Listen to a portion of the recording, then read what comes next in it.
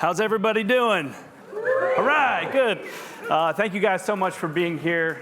We know that this is the final presentation on today's stage, so thank you guys for taking the time to be here. We know that we are the what's between you and the happy hour, so we'll try to make this as fun as possible before we get into to later on this evening. Quickly, introduction myself. My name's Jamie Warner. I am the Senior Account Executive of Brand Partnerships team at iSpot. Quick shameless plug on iSpot. We test everything. We test all TV ads and a significant amount of online video ads, and we do that across measurement. And then, so then what we do at that point is we're able to give folks this really nice understanding as to how the ad's performing across the entire ad ecosystem. So from start to finish, creative, then to audience, then to outcomes. But today what we're going to do is we're going to focus on our on our creative product. And with that, I am going to introduce this great man here on the right of me. This is Trent Thacker. He is the Senior Director of Customer and Market Research over at Cox Automotive. Now, Trent and I are both call Atlanta our hometown. And with that, I think, Trent, you've had an amazing run here in Atlanta with stops at Philips, AT&T, and now with Cox Automotive for now, I guess, a little bit over a decade now. That's that you've been with Cox. But before we do that, I know that there's a few folks in the audience right now that might be visiting us from out of town and might be here for another couple days. So wanted to get from Trent, before we kick off, his go-to restaurant here in Atlanta. So great question. And I was thinking about what are good restaurants to go to in Atlanta, but everybody has a little bit of a different definition of good. So I'm going to give you the most Atlanta restaurant to go to. Love it. So if you're here from out of town, go down the street to the Varsity, and you're going to want a chili dog, onion rings, a frosted orange, yes, and then wash it down with a fried peach pie. And if you do that, you've got your Atlanta card from there. Classic, classic. Well, awesome. Well, today we're very excited to take everyone through what I think is probably top of mind for a lot of marketers nowadays, which is how do you make predictively good creative? How do you ensure that when that creative hits the marketplace, it has maximum impact, but at the same time making sure that you are hitting the objective of the creative brief? And making sure that this is a piece of creative that you want out there, you want it to represent the brand, and so forth. So to kick it off, I'd love to hand it over to you, Trent, and share a little bit about your current campaign development and research process, and bonus points for any AI usage that you add in there. Absolutely. We will definitely talk about AI. So as I kind of start things off here, in the introduction, you said I'm with Cox Automotive, which a lot of you probably don't know who Cox Automotive is, but we are a large company. We have 30 some odd brands that roll up under the Cox Automotive portfolio. You guys probably know Autotrader and Kelley Blue Book. I think those are our two large consumer-facing brands. And so those are the brands that I work with on a daily basis. I work on the research and market intelligence team, and my internal clients are our consumer marketing team. So we work very closely on campaign development. Mm-hmm. Now, when we talk about research and how we work with our marketing team, when we talk about a campaign, the start of the campaign is really not where all of this begins. It's really upstream from that. So I'm going to talk a little bit about what we do from an ongoing basis, and then I'll jump into kind of what we're doing with our individual campaigns that we launch. So on an ongoing basis, probably the biggest thing we do, and it's continual, what we call consumer brand tracking. Mm-hmm. So we are out there monitoring our Autotrader and Kelley Blue Book brands, as well as some of our key competitors, mm-hmm, and then a lot of the other big players in the auto industry. We want to keep a beat on what's happening in our industry. What are they talking about? What are they messaging on? All of those things. So that's always on for us. We're doing that on a continual basis. Mm-hmm. One of the other things that we do is something that we lean on iSpot to do, and that is monitoring of competitive campaigns and some of those other big industry players that are out there. So I wake up most mornings, and the first thing I see is an alert in my email from iSpot telling me about one of the new campaigns that one of our competitors has launched or one of the other big players in the industry, maybe an OEM or something like that.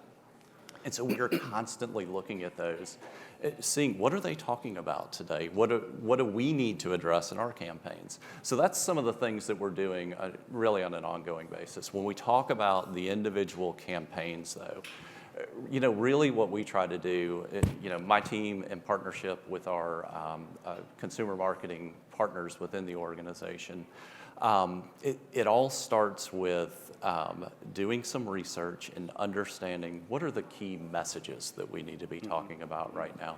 What are the value props that we have to offer? What are those benefit statements that we need to be going into market with? And so we do that through a combination of different research techniques and methodologies and that type of thing. And we take all of that and we go back to our marketing team, and they start developing the initial scripts, their thoughts on creative, the storyboards, all of those types of things. And what we do then is we get into our consumer communities. We have dealer communities, which dealers are our clients. That's where we generate revenue from. We do testing on all of those things to make sure, okay, we've done some initial testing. Now let's see if really this is resonating from them. So we'll take all of that feedback and actually start generating the campaign and the campaign creative from that. That's where iSpot comes into play again. We'll take some of those early revisions of the TV spots or whatever we're generating, and we'll run them through iSpot and see how they score. And it's very important to see those initial scores for us.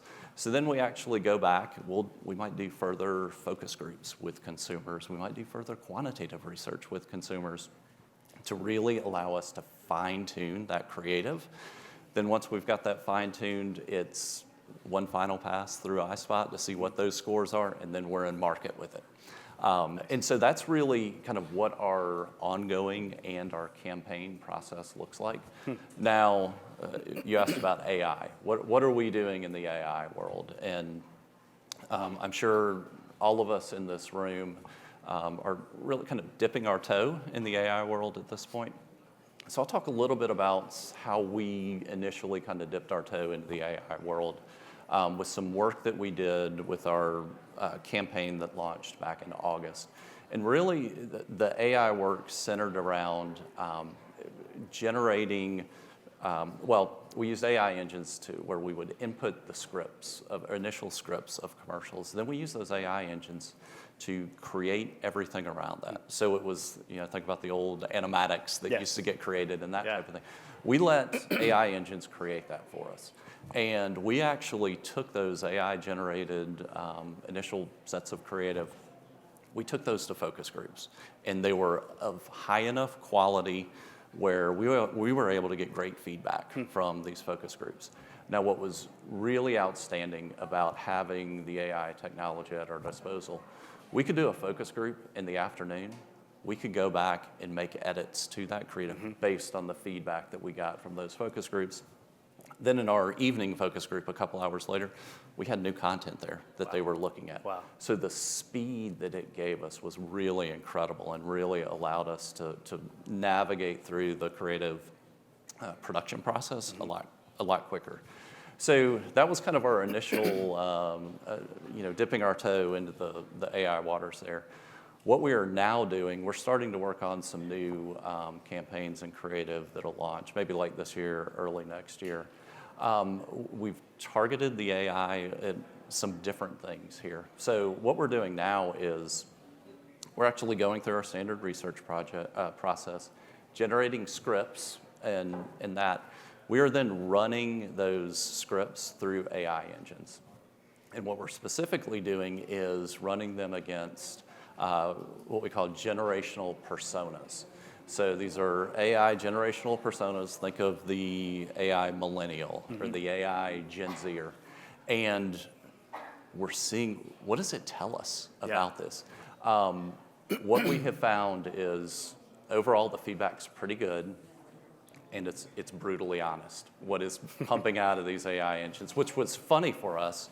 But what was interesting, it really did map back to a lot of the research that we've been creating over the years. And so we felt like there were some really strong correlations with that. So we then actually, we would take those revisions and then run them through AI engines again and say, okay, fix it for us. Tell us what it does. So we've had a lot of luck doing that. It's been a fun process for us to walk through. Now, what I do have to say, we're using AI to do a lot of things and to help us. It's not the end-all, be-all. There is absolutely the human sanity check at the end of all this. iSpot's a big part of that, right? Running it through your panels and communities to get that feedback. We're doing the same thing on our side. I think where we're really seeing it help us is just in terms of speed in generating new revisions and allowing us to get the campaigns to market much quicker. Awesome. Well, a lot of bonus points for that AI answer. Well done, Trent. Next up, what we'd love to understand is some of the KPIs that you're looking at right now, because understanding not only what performs well, but what does the team look at to ensure that you do have great performance, and then on top of that, with the emotional piece, what types of emotions are you looking to pull out from your campaigns? So we look at it in a couple of different ways. I'll first describe kind of what we look for when we're looking at our competitors or other industry players that are out there. I mentioned we get the ACE alerts and the iSpot alerts and the iSpot scorecards. So we look at those, and the first thing we go to is the ACE score that's out there, and that's just that real quick sanity or kind of gut check. Is this a good ad or is it a bad ad? And so we look at that, and then we look at some of the other kind of key metrics that are in there, a lot of the, how does it score from a brand perspective and that type of thing. We're reviewing those in detail to understand the messaging that's coming through, because we're going to need to address that in our ads, right, at some point. So, we're doing those types of things with our competitive ads. When it comes to our ads, though, I think we take a slightly different view of things. And when we run them through the iSpot testing, we always do look at that ACE score and how it performs against norms. That's, once again, that's kind of our sanity check as well. Now, I would say that we're really lucky in our testing that we've done.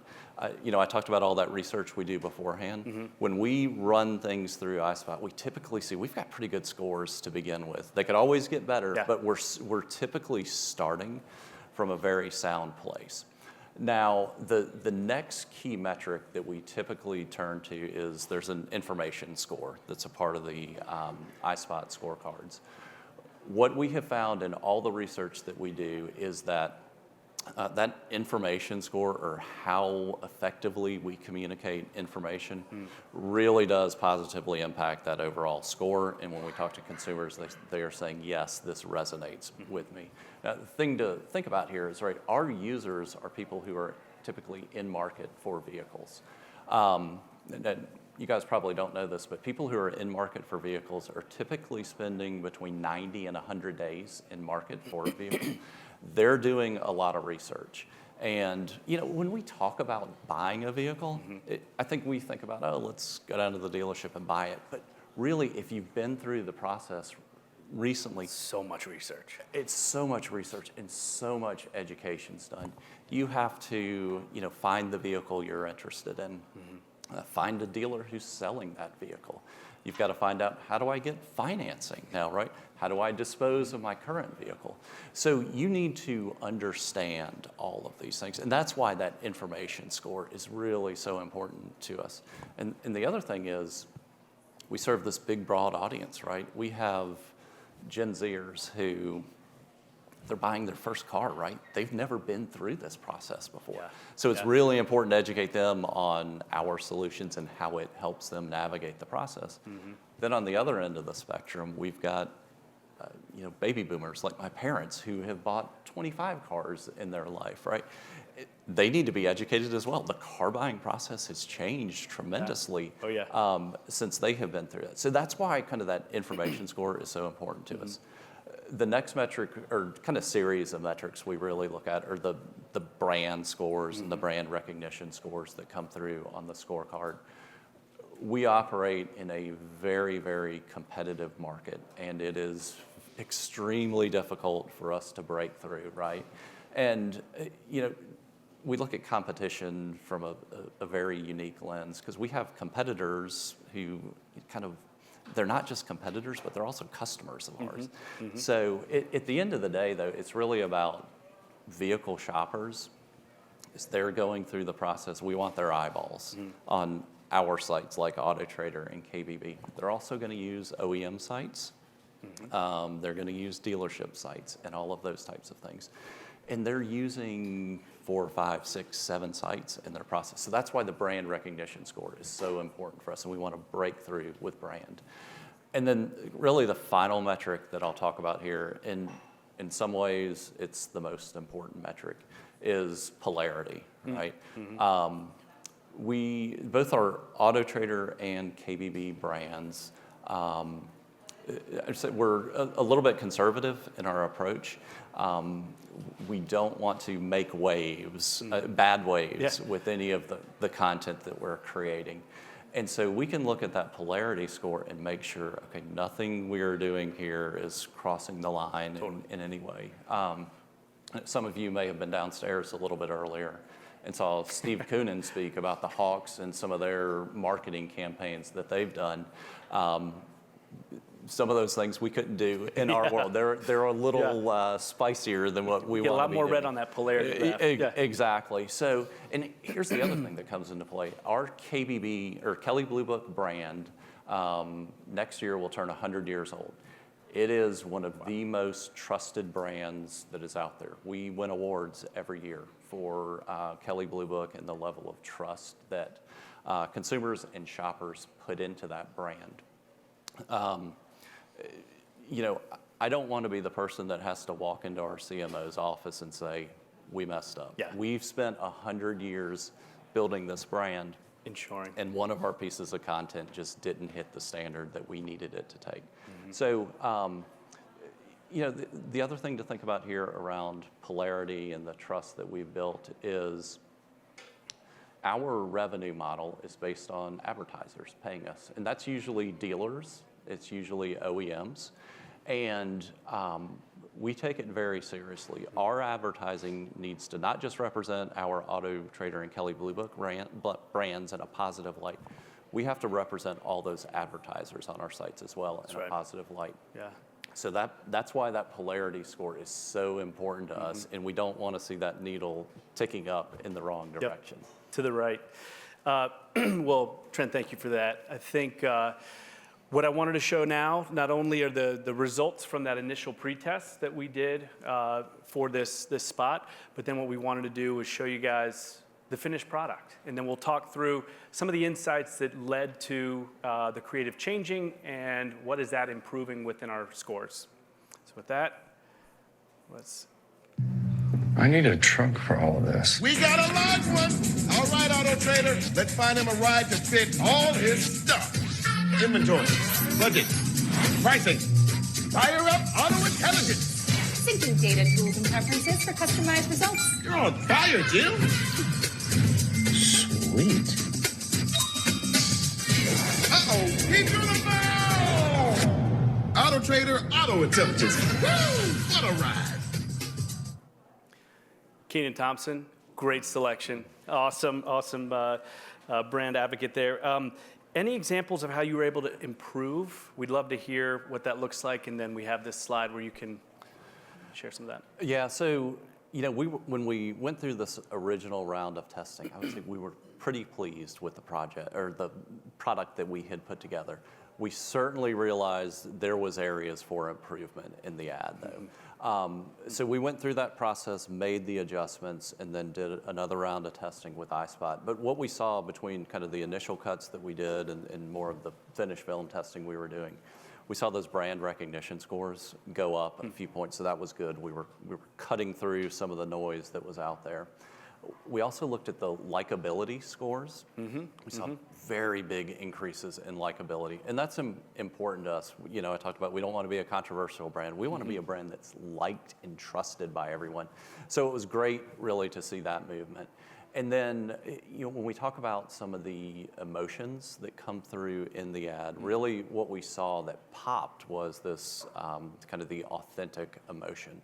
And it was, we really loved seeing that. If you think about just the car buying process, you know, typically a vehicle is the second most expensive purchase that you're going to make outside of a house, right? Oh, yeah. And we also talked about how information scores are so high in informing the vehicle buyers and shoppers. Here's how you can use our site, and here's how it's going to make your life a lot easier. So it was great to see the authenticity come through in those, and then we were able to raise those scores so that the ad resonated just a little bit better with those shoppers that were out there. So we talked about some of the actual changes that were made from our pre-testing to the more final testing. Kind of the initial scene with that initial dialogue in there, it wasn't quite getting across what we wanted to get across. So we were able to go in and make a few just like changes and tweaks kind of in that initial scene that was out there. And then if you notice kind of through the commercial, and I think you may have a slide with a couple of the other images on there, we were really able to bring more branding into the spot. And I think that's what really helped us with some of those brand scores. So you'll see that Autotrader brand tick up in a few more places throughout the ad, which was really good for us. The other thing that we did, and I hope you guys noticed it just a little bit, is there's a small clip in there where we actually introduced the KBB brand as well. What we have found in all the research that we do is, you know, we talked about the trust with KBB. If we tag that KBB brand onto an Autotrader spot, it helps both Autotrader and KBB. It's raising the brand recognition and brand awareness for both of those brands. And really, you know, just kind of an anecdotal story here to tell about the KBB brand that we see in all the focus groups that we do. One of the things that we hear from consumers is, you know, when I see the KBB brand, I almost think that KBB is like a government entity, and they're putting, that's the KBB is the seal of approval that they are kind of putting on this ad or putting on the product. So, you know, that's one of the reasons we love to kind of have that brand crossover in our commercials, because it's so strong and so powerful. And it's really so great from, you know, some of the things that we do in our advertising. It really helps us out.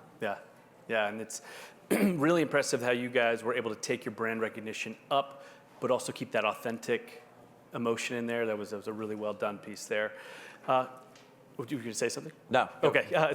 Finally, for the audience, we wanted to understand any other additional resources that you look at with your team as you're coming up with things like trends or other things that's happening within the market space and the ad space. Yeah, and I think we mentioned it earlier when we talked about AI. We are going to continue to investigate AI and figure out how we can leverage AI across the campaign and the campaign monitoring process. We're going to bring that in more. We're still going to keep doing things. We're going to use our focus groups. We're going to use iSpot to understand the actual effectiveness with real people. But I think, you know, we're out there looking and we're partnering, and we have some of our research partners who are really going to dig into more with AI and figure out where else we can use that. The other thing that we use a lot, and we have a lot of fun with it, and I'll kind of put a plug in for you guys at iSpot, is you know, every year you monitor all of the ads that run during the Super Bowl, and it's really, it might be a day later, but you're putting some initial stuff out very quickly. Yes. It talks about the performance of all of the Super Bowl ads that are out there. One reason that's important to us is because the auto industry that we operate in has traditionally been a very big advertiser during the Super Bowl. So it allows us to see, okay, what are our top clients talking about, and how is that resonating with shoppers? So we need to stay on top of that. I think the other thing that that Super Bowl report does for us is, that's the biggest advertising event of the year, right? That's where we really start seeing trends that are developing. Yeah. What's going to happen throughout the advertising industry, throughout the remainder of the 10 months that are the remainder of the year? What are we going to be seeing in terms of celebrities that are used? Or not used, right? Are we pulling back on the usage of celebrity? So we really can see from that report, it allows us to see what trends are developing and how we're going to need to enhance or evolve our creative and our campaigns that we're putting out throughout the remainder of the year. Very nice.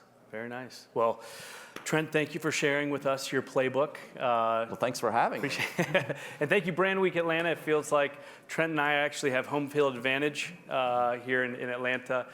We have about 4 minutes. I was going to open it up to a few questions, if there's any questions out there. I can't really see too well. Oh.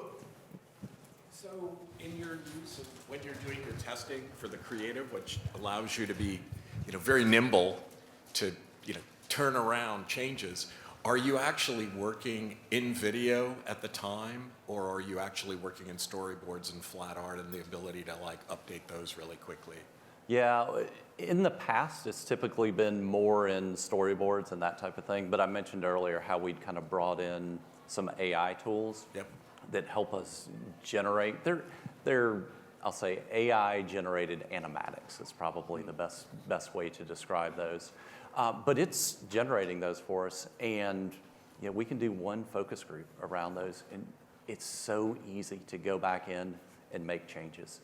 To make adjustments to the script based on some of that feedback you got, to make adjustments to some of the visuals that were in there. So that's what we're doing now, and it's just the speed has increased so much. I remember, we started working with you guys in 2016, That's if right. I'm remembering Yes, my dates right. Almost a decade. And some of those first projects we worked on with iSpot, we literally had the kind of paper storyboards almost that we had kind of scanned in, really. And that's what we would test. So we've evolved a long way from that. And I mean, you guys read and see the capabilities of AI. We're going to be able to use AI to generate some really high fidelity, storyboards, animatics, whatever it is, that we'll be able to start using for testing in the not too distant future here. Thank you. Oh, right in the back there. Hi there. You talked a little bit about using AI for the focus groups and generational personas. I'm curious, can you speak a little bit more about whether that's iSpot's own personas and data, or is Cox feeding in its persona data? So a little bit of both, to be honest with you. That's really a great question. We are, if I'm remembering right, we are feeding in our scorecards from, I'm sorry, I keep hitting my mic. We're feeding in our scorecards from our ACE ads, and then, or our iSpot ads that we're doing the testing through. We are also feeding in, I wish there was a good word to use, tons and tons of just consumer research that we have. Myself, my colleague Kim, who's sitting over here, we spend our lives doing research with consumers, learning all different kinds of things about them. So that is being fed into those AI engines as well, and that's where we're getting the feedback from, or getting the feedback on those scripts. All right, I think we have maybe time for one more question before we wrap. One in the back. Oh, one in the back, sorry. Thank you. Hey, good afternoon. I would like to know what your approach would be compared to a new company versus a legacy company, and like how drastic of a difference strategically you would take. Thank you. Yeah, I think probably the easiest answer there is we are a legacy company. KBB's been in business 100 years now, and we've got to protect that brand. That's why we take that comprehensive, holistic approach to campaign development, the multiple rounds of research, the multiple rounds of testing that we're doing. It's all built to kind of protect the brand, protect our audience, and protect our advertisers as well. That's very important to us. In terms of a new company, you got to be nimble. You got to do things quickly. I'm not sure you can do quite as much testing. You absolutely need to do some testing, or you can get yourself in trouble. But we've been around a while. We've got things that we have to protect. But new companies, go after it, right? Do some of the things Steve Koonin was talking about doing downstairs. That'll really build some brand awareness pretty quickly. Awesome. Well, I think that is our time for today. Trent, again, thank you so much for being up here. Thank you. Thanks for having me. And thank you to Brandweek Atlanta.